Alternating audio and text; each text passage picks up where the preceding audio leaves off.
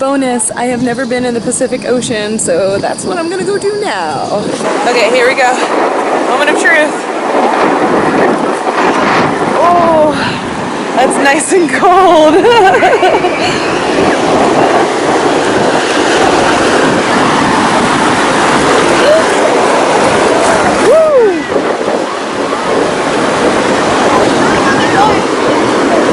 It's a shame there's a little bit of trash in the water, but it's so nice and refreshing. Oh, it's so cold! Woo, it's cold. I love the smell of the ocean though. Oh my gosh, that feels so good. It is so warm out here. I love this. Okay guys, I'm gonna go for a swim. Okay, sorry, just kidding. Before I turn the camera off, look at this. All of the ballast things from seaweed. Oh, I can pop them. Ready? Ah! Oh, it's so weird. Ah. Okay, now I'm serious. I'm going for a swim. Of course, I'm such a nerd that, like, even my first trip in the Pacific Ocean, I still have to find something crazy in biology related to geek out about. So look what I found.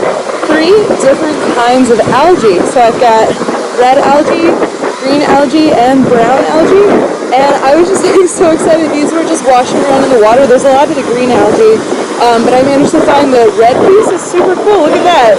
It's weird. It's all like branchy.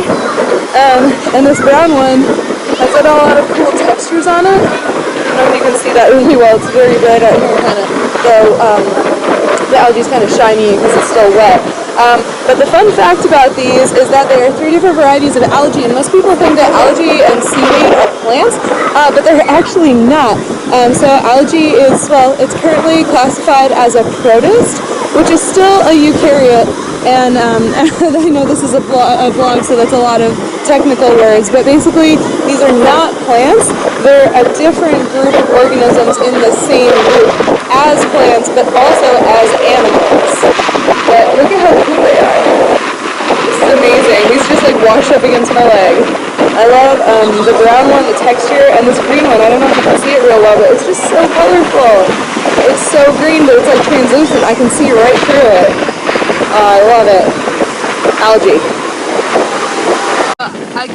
Okay, so I cannot believe that I almost missed this when I was going to put it back in the water.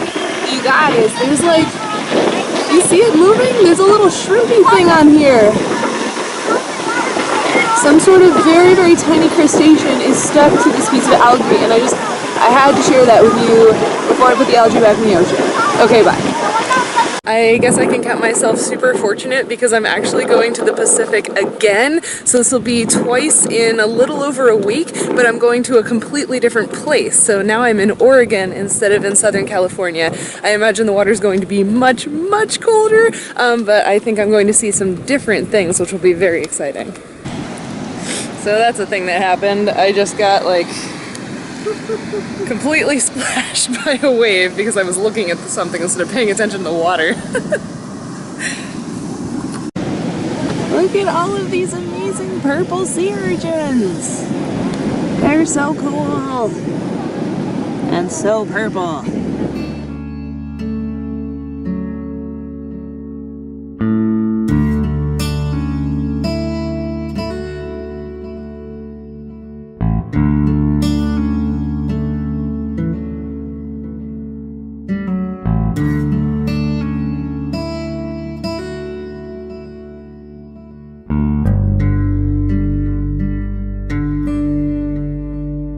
Yeah, so we're noticing that a lot of the sea anemones have really sort of like closed up. They pulled in all of their tentacles. I think it's probably because the tide is going out. So maybe this isn't as optimum a time for them to be feeding anymore. And especially if, I don't know, this pool's kind of deep.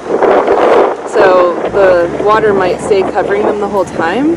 But if the tide were to go out all the way, they wouldn't want to have their delicate tentacles exposed to dry out or to be picked at by like seabirds and stuff until they could be recovered by water. So we finally found a sea star, which is really exciting. Not a starfish. My friend called it. They're not fish for lots of reasons. But there is finally a sea star, but it is the only sea star in this very large tide pool. what I was kind of worried about. A few years ago, there started to be this huge die-off of sea stars on the coast. Some sort of disease killing them. A lot of scientists have pointed to climate change and warming of the ocean or changing of ocean chemistry to be contributing to that disease. So I'm glad we found at least one. I'll see if I can find any more. We were just about to start walking away from the tide pools when I found a chitin! Look at how cool it is! Oh man. Invertebrates are the best, guys. Seriously. Look at it. Nice. Snails in there. I see you, little crab. You can't hide from me. That does make a lot of sense. If this was evidence of a lava tube that came out here, and then that's why there's this channel. Cool.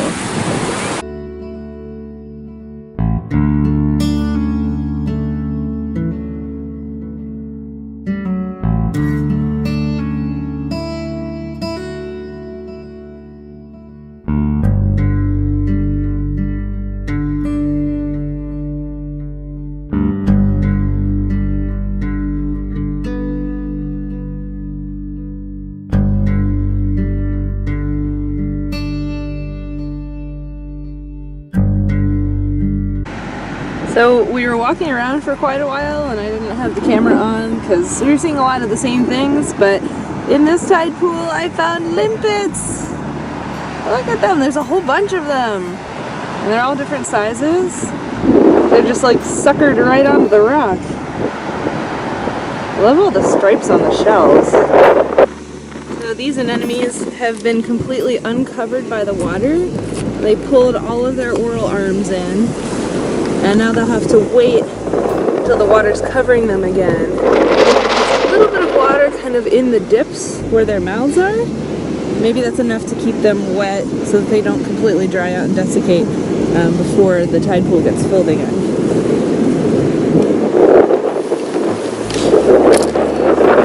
I don't know if that iridescence is going to show up on the... Oh, maybe.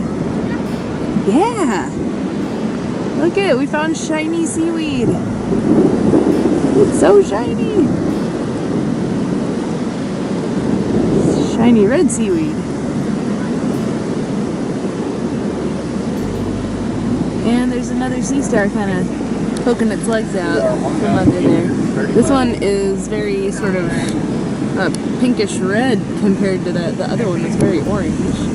But they look like they could be maybe the same species? I don't remember all of my sea star facts.